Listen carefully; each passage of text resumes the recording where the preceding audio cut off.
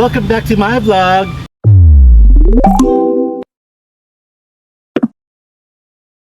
Mamas TV, ang channel na para sa inyo. Mamas at papas, tapat at totoo. Masayang samahan, MTV hatid ay ngiti sa bawat tahanan. Mamas TV, MTV, fighter in life, friend in heart. Subscribe na, positive vibes only. Sa Mamas TV, saya ay walang kupas. And welcome dito sa aking hometown, dito sa San Jose del Monte, Bulacan.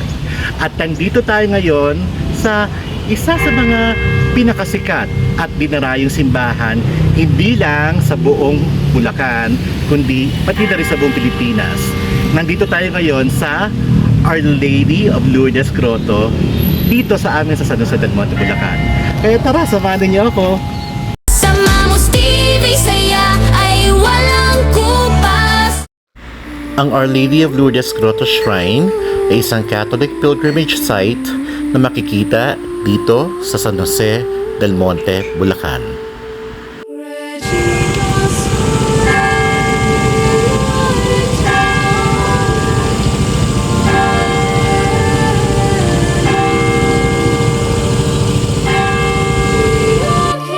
Sinimulan itong buksan sa publiko noong February 11, 1965 ni na Ginoong Horacio Guanzon at Ginang Anita Guidote Guanzon. Pumunta ang kanilang pamilya sa isang pilgrimage sa Lourdes, France noong 1961. Itinayo nila ang Our Lady of Lourdes sa Bulacan bilang pasasalamat sa himalang paggaling sa sakit na cancer ni Ginang Anita Guidote Guanzon. Noon ay binigyan siya ng taning na 6 na buwan sa kanyang sakit, pero himalang humaba pa ang kanyang buhay at umabot ng mahigit sa 3 dekada. Kaya nagdesisyon ang kanyang pamilya na magtayo ng replika ng Our Lady of the Rosary Basilica ng Lourdes, France dito sa Bulacan. Sa kasalukuyan ay hindi pa rin natatapos ang konstruksyon ng simbahan. Noong 2004 ay hindi ito na-recognize ng Simbahang Katolika bilang isang institusyon. Pero nitong June 12, 2024 ay formal nang i-donate ng pamilya Guanzon ang nasabing shrine sa Diocese of Malolos.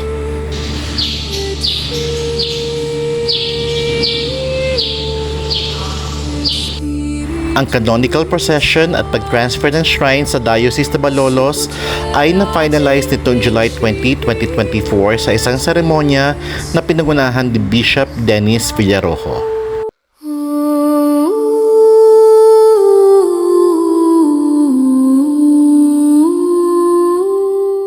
So ito na nga, nakita na natin yung loob ng simbahan ng grotto at naalala ko nung bagong lipat kami dito sa Bulacan back in the 90s, after kong graduate ng grade 6 na elementary, lumipat na yung mom ko at saka yung dad ko dito sa Bulacan. Nauna sila lumipat kesa sa akin dahil ako naiwan pa ako sa Manila at doon nga ako nag first and second year high school sa Letran at doon ako nag-stay sa family house ng mga Delgados. Tapos nung lumipat ako nung ilang taon na ba ako doon? 15. Nung mag-third year high school ako, lumipat na ako dito sa Bulacan ng school. At dito ako nag-aral sa labas ng simbahan ng grotto. Merong school diyan yung Our Lady of Lourdes na school. Doon ako nag-third and fourth year at doon na rin ako graduate ng high school. Kaya madalas, dati, nung lumipat ako, dito kami nakatambay kasi nga natatapos yung school namin, natatapos kami mga 1, 2, or 3 p.m. So meron kami panahon para mag-bonding ng mga schoolmates, mga kaibigan. So dito kami tumatambay. Tapos at the same time, hawak ko yung theater club nung high school sa amin. So pag nag-rehearsal kami, meron kami area kung saan kami tumatambay dito madalas at kung saan kami nag-rehearsal. Mamaya ipapakita ko sa inyo. But for now, eto, papunta tayo ngayon doon sa area kung saan makikita yung Stations of the Cross, yung mga human-sized Stations of the Cross. So napakalawak ng lugar na yan kasi Aakit tayo ng medyo pabundok ng konti para maikot natin yung buong stasyon ng cross. Tapos at the same time, mamaya-mayang konti ay pupuntahan din natin yung parang kuweba na kung saan makikita natin yung imahe ng mismong Our Lady of Lourdes Grotto dito sa Bulacan. So, tara, samahan niyo ako.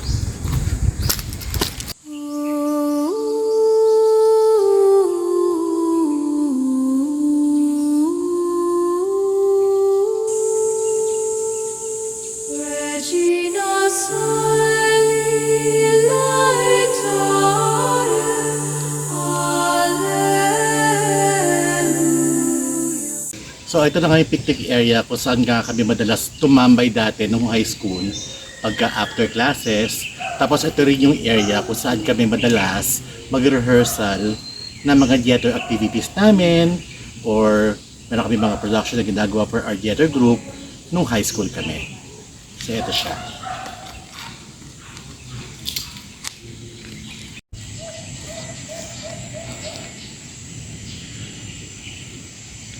So ito na nga yung picnic area kung saan kami madalas mag-rehearsal. Tapos yung hagdanan na yon, dati hindi kami pwedeng pumunta dyan kasi yung hagdanan na yan, pag inakyat mo, yaan yung daan papunta doon sa bahay ng mga Guanzon, mga may-ari ng grotto.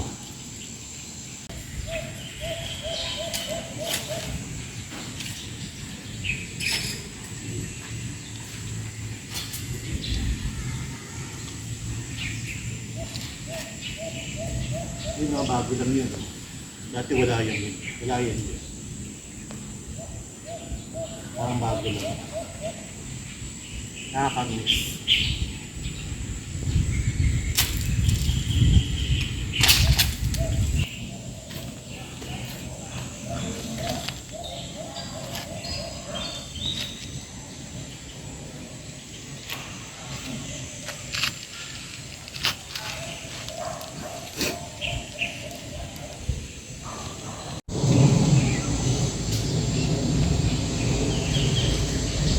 Alam niyo ba na tuwing Holy Week, punong-puno ng mga deboto at mga mananampalataya dito sa simbahan na ito hanggang sa Linggo ng Pagkabuhay. Merong 14 na istasyon ng krus at nandito na tayo ngayon sa pinakaunang istasyon ng cross kung saan nakikita natin na si Jesus ay hinatulang mamatay.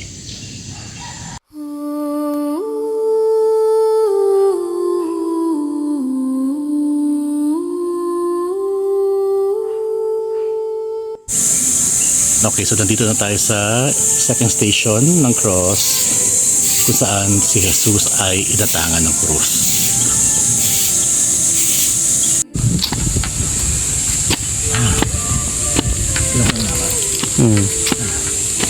Okay, so papunta na tayo ngayon sa third station ng cross. Dito tayo sa way na to. Kapagod. Dixit, Alleluia. Ora pro nobis Deum, Alleluia.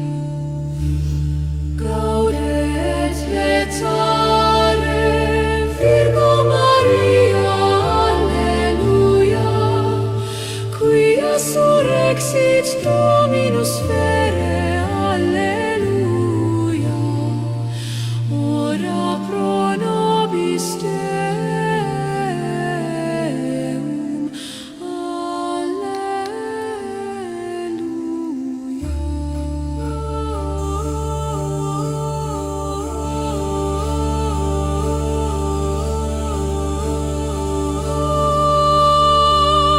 Sit gloria Patri et Filii et Spiritui Sancto, sic ut erat in principio et nunc et semper, sanctum praesidium confugi. Okay, finally, nandito na tayo sa ika-12th station of the cross.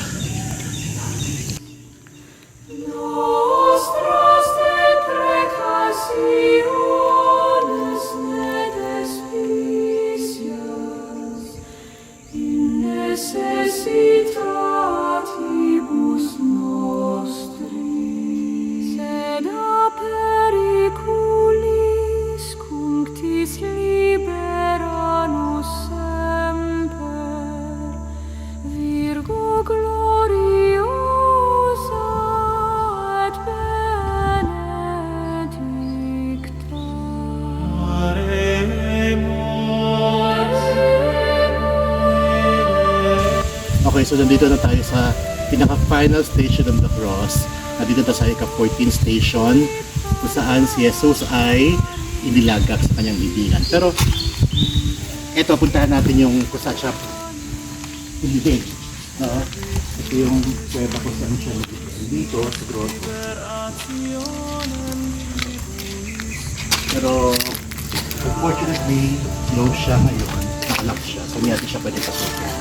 So ayan yung kuweba at hindi siya nakabibili sa part na yun. So may dadaanan pa tayo sa maliit na gate supposedly. So sayang, hindi natin nakikita yung kung saan inalibing si Jesus dito. Pero hopefully sa susunod na pagbalik natin pasok natin itong loob na to.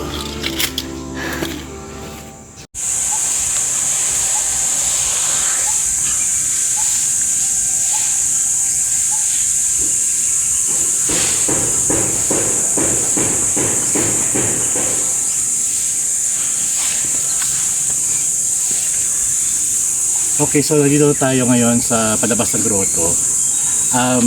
Nakita natin yung mga human-sized na Station of the Cross. Pero kung makikita ninyo, kung mapapansin ninyo yung mga kulay blue yan, na para mga, di ko alam kung kubol ba yan or what. Ano rin siya, Station of the Cross din siya. So, dito naman yan iikot sa pagganito. Kesa naman dito sa mga human size na talagang aakit ka na parang pabundok bago mo patapos. Ito, maliit lang yung space na to, parang isang pabilog lang na ganyan mga matapos mo yung 14 stations.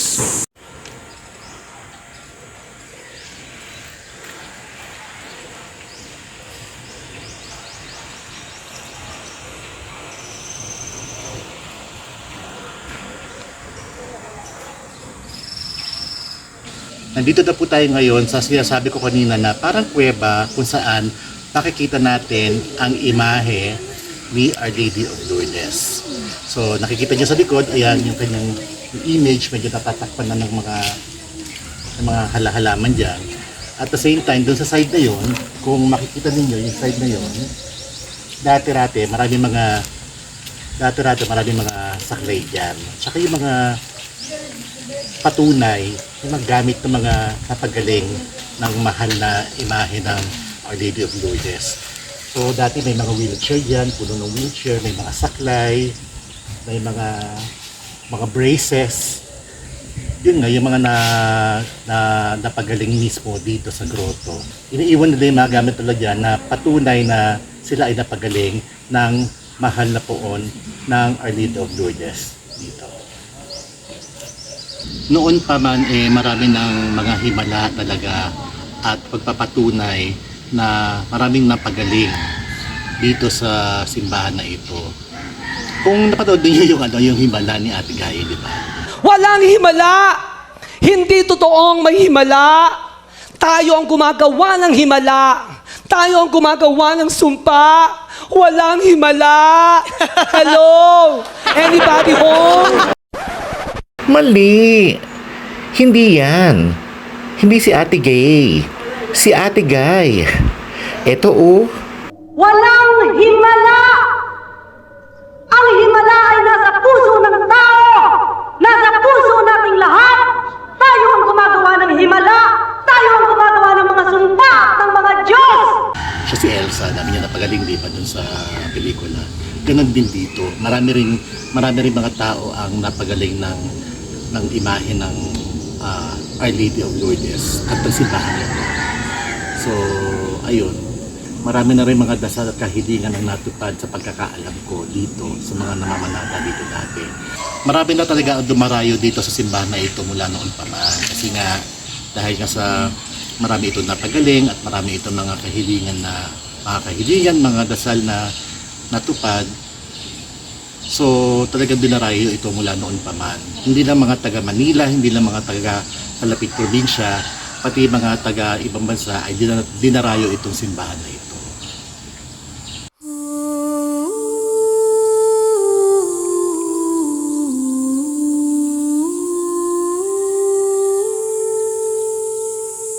Regina Coeli.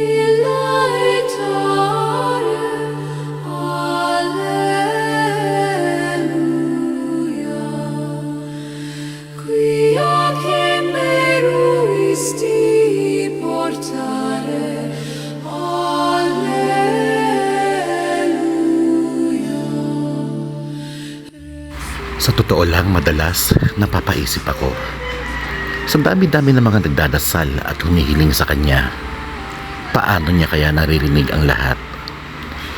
First come, first serve basis kaya o may reservation din? Aaminin ko, malalim ang pinagdadaanan kong depresyon sa ngayon. At itong pagbablog ang isa sa mga naging paraan ko para labanan ito. Dasal ko na sana maging maayos ng lahat. Na sana ay makayanan ko pa ang lahat. Na sana ay matapos ng lahat ng kaguluhan, ng giyera at mga krimen. Na sana ay mas maging maayos na ang buhay ng bawat isa sa atin. Marami pa sana akong mga dasal at kahilingan para sa sarili, para sa pamilya, kaibigan, at para na rin sa mundo. Sana, hindi na lang puro sana. Kayo, ano ang mga dasal at kahilingan ninyo? Okay, so natapos na po yung pamamasyal natin dito sa simbahan ng init, kapagod, dito sa simbahan ng Our Lady of Lourdes Grotto, dito sa San Jose del Monte, Bulacan. Ito nga pala yung likod, yung parang, pakita mo. Yan. O, di ba parang Villa me lang? Ito, ayan. Kuna mo ha. Ito hindi ko doon parang kuweba doon sa kanina doon sa baba dito. Kung saan nandun yung imahe. Nagkamali pala ako kanina, hindi pala Our Lady of Lourdes Grotto. I mean, yung lugar na ito is called Our Lady of Lourdes Grotto. Pero yung santo na nandun kanina sa Mama Mary, Immaculate Conception pala siya. So, just to correct myself, okay? So yun, ito pala yung likod. Ito yung isa sa mga paborito kong parte din ng lugar na ito. Ewan ko, may something about this place. Hindi ko alam. Basta, parang, nung dati ka nag-picture ako dito, parang may nag-comment na parang ang weird, parang na-creepy daw. Pero ako hindi ako nakikripihan. Nagaganda nga ako sa pagkakagawa na to. I mean, I don't know if this is natural or man-made, pero matagal na po talaga ito dito. Ayun, man-made daw, sabi na anak ko. Agad? Man-made daw, sabi na anak ko. So yun, pero maganda siya, in all fairness. And parang napaka mahiwaga na itong man-made cave na ginawa na ito, no? Titingnan ninyo. Hindi siya halata. Ha? Hindi siya halata. Oo, hindi siya halata man-made cave. So, ayun, medyo napagod ako. Parang pagkatapos namin dito, maghanap kami ng lugar kung saan kami pwede magmerienda o kumain, bahala na. Pero, titignan natin. But, thank you so much po sa pagsama sa aming vlog na ito. Sa pagsama sa akin, sa pamamasyal, dito sa isa sa mga, lugar na medyo kinalakihan ko, somehow, dito sa amin sa Bulacan, ang Our Lady of Lourdes Grotto. And maraming salamat po sa lahat ng mga tumutok at nanood nung previous vlogs ko sa Samar. Maraming salamat po sa inyong mga suporta. And abangan po ninyo, may mga pasabog pa tayong gagawin sa vlog natin sa ating channel. And kung hindi ka pa nakasubscribe, please mag-subscribe ka na. Click mo lang yung subscribe button. And syempre, kung nagustuhan niyo yung video, i-like niyo at i-share niyo sa mga friends niyo, okay? And also, please do not forget to follow all our social media pages. Tama ba? Basta, make sure to follow all our social media pages, okay? So yun lang. Thank you so much and I hope you have a wonderful day. Bye! Later that night. At ngayon ay is-celebrate natin ang ika-12th birthday ni Lexi Ann. At nandito tayo ngayon sa isa sa mga kilalang buffet restaurants dito sa amin sa San Jose del Monte, Bulacan. Nandito po tayo ngayon sa 267. Ano nga?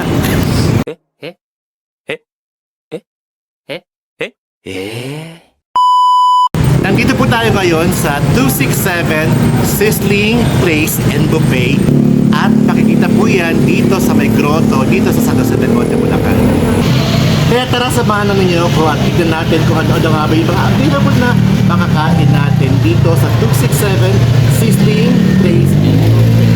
MTV, Mamos TV, positive vibes only. Are you ready for the adventure? Let's go! Welcome sa aming channel, MTV ang pangalan. Mamos TV, puno ng saya't katatawanan. Daily life celebrations, pati na ang pranks. Sa bawat subscriber, we give our biggest thanks. Events at adventure, travel sa malayo, shopping at family bonding, laging magkakasuyo. Mami na, daddy pa, para sa hamon ng buhay, kasama ang mga pamilya at kaibigang tunay. Huwag nang malungkot, manood na sa amin. Good vibes at inspirasyon, iyong kakamtin.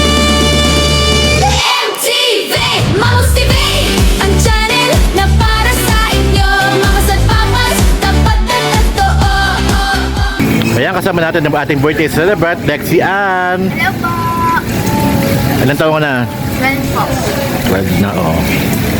Dalaga na. Chibi.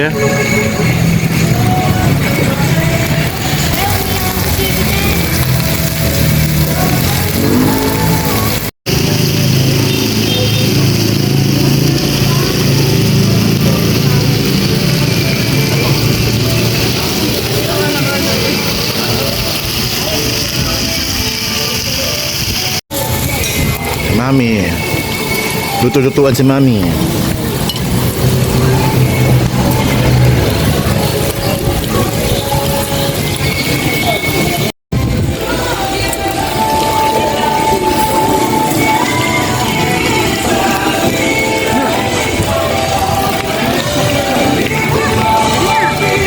Ella? Tatawa si Ella. Ha? Baka po may tinga. Later. At syempre, it's videoke time!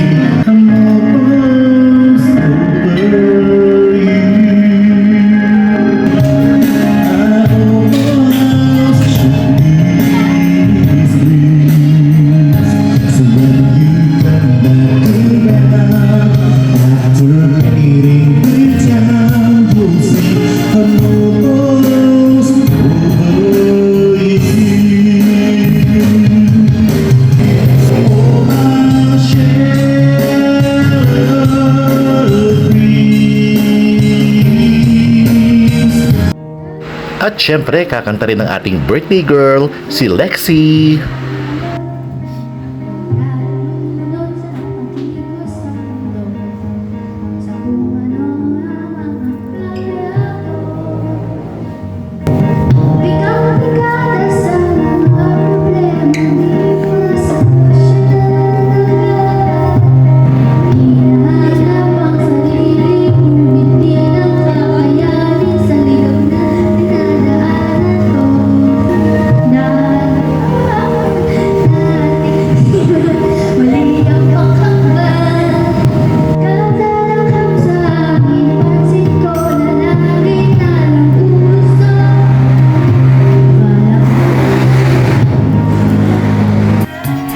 At hindi rin magpapakabog ang mother dear, di ba?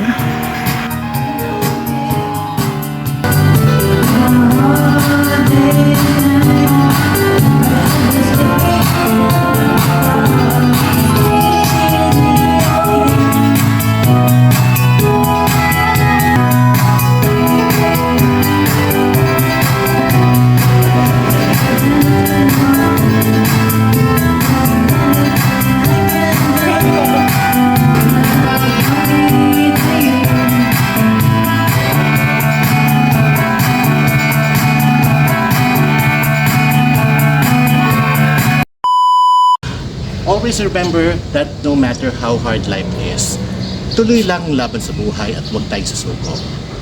And make sure to remember, be kind, be brave, be real, be human, and be yourself. Thank you for watching our vlog for today. See you on our next vlog. MTV, Bye! ngiti sa bawat tahanan. Mamos TV, click and subscribe.